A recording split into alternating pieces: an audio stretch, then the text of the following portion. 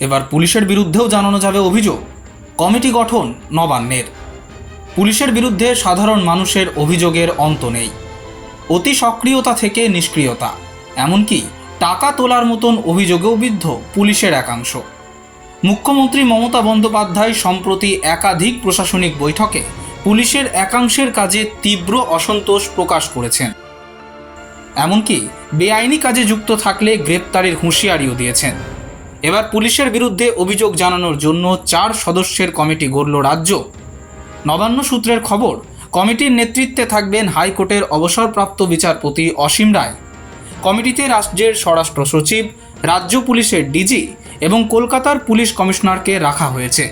সাধারণ মানুষ এই কমিটির কাছে পুলিশের বিরুদ্ধে যে কোনো অভিযোগ জানাতে পারবেন। Bureau report, express news.